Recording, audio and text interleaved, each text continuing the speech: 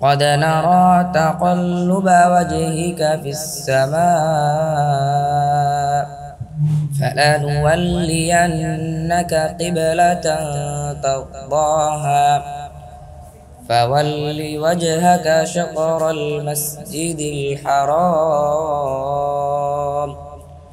وحيث ما كنتم فولوا وجوهكم شطره وإن الذين أوتوا الكتاب ليعلمون أنه الحق من ربهم وما الله بغافل عما يعملون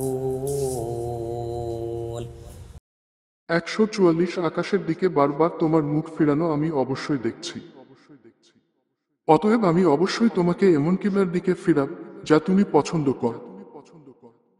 সুতরাং তোমার চেহারা মসজিদুল হারামের দিকে ফিরাও এবং তোমরা যেখানেই থাক তার দিকেই তোমাদের চেহারা ফিরাও।